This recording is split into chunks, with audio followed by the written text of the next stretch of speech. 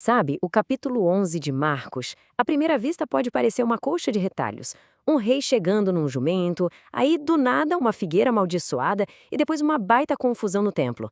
Mas e se tudo isso for, na verdade, uma única história, com significado bem profundo e conectado? Bom, é isso que a gente vai desvendar agora.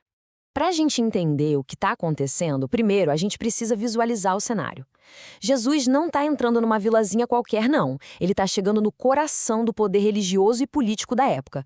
Um lugar dominado pela presença, assim, gigantesca do Templo de Herodes. Uma verdadeira maravilha arquitetônica do mundo antigo. E quando eu digo gigantesca, é colossal mesmo.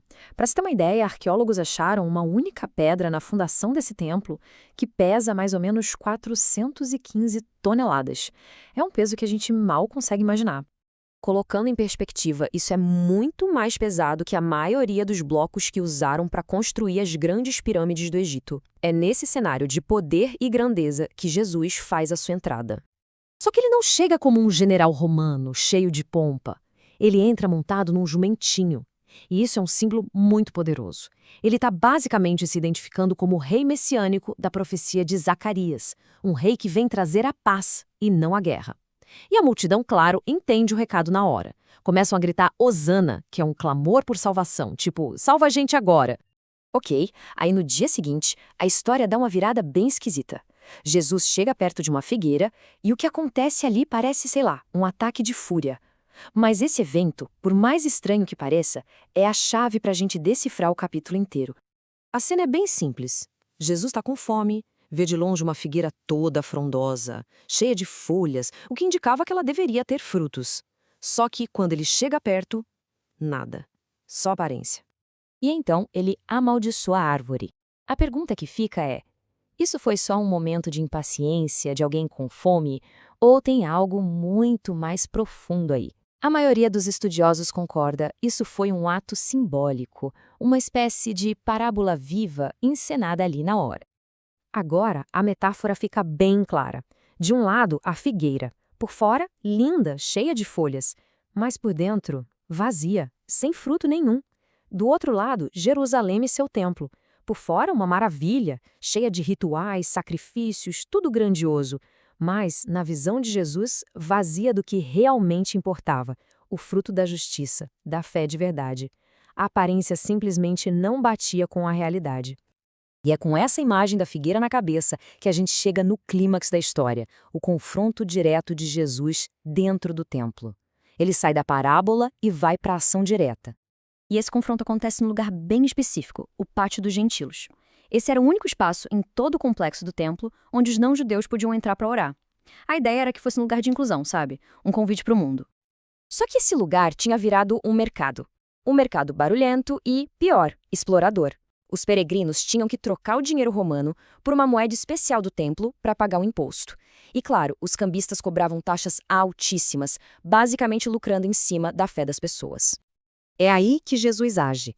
Ele vira as mesas, expulsa os vendedores, os animais e bota a boca no trombone, declarando o propósito original daquele lugar: ser uma casa de oração para todas as nações, coisa que aquele comércio todo estava impedindo. Mas a acusação que Jesus faz vai muito além de um problema de exploração financeira.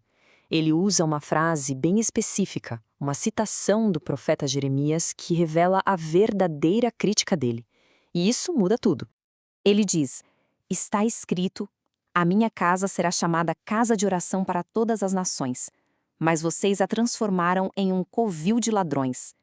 A chave de tudo está nessa citação aí. E aqui está o pulo do gato.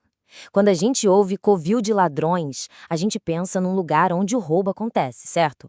Mas no contexto original do profeta Jeremias, o significado era outro. Um covil de ladrões não era onde eles roubavam, era o esconderijo, o lugar seguro para onde eles corriam depois de terem cometido seus crimes lá fora. E isso explica de forma brilhante a acusação de Jesus. Ele não estava dizendo só que as pessoas estavam sendo roubadas no templo. Era muito mais sério. Ele estava dizendo que as pessoas viviam de forma injusta, corrupta, lá fora, e depois iam para o templo, faziam seus sacrifícios e se sentiam seguras, como se a religião fosse um tipo de escudo que as protegia do julgamento de Deus. E agora, a gente consegue juntar todas as peças. A figueira e o templo não são duas histórias separadas, de jeito nenhum. São as duas metades da mesma mensagem. A figueira, cheia de folhas, mas sem frutos, era o retrato perfeito do templo. As folhas eram os rituais, a aparência de religiosidade. Mas o fruto da justiça e da fé verdadeira, esse não estava lá. Então, ao amaldiçoar a figueira, Jesus estava, na verdade, fazendo um julgamento simbólico daquele sistema religioso hipócrita. No fim das contas, a mensagem que atravessa o capítulo inteiro é essa. O que Deus procura não é a aparência, a casca da religião, por mais bonita e grandiosa que ela seja. Ele busca a substância de um coração que foi transformado de verdade, um coração que produz o fruto da justiça, da misericórdia e da fé. E isso tudo nos deixa com uma pergunta para a gente pensar. Nas nossas vidas, nas nossas instituições, na nossa sociedade, onde é que a gente anda cultivando folhas muito bonitas, mas esquecendo de produzir o fruto que realmente importa?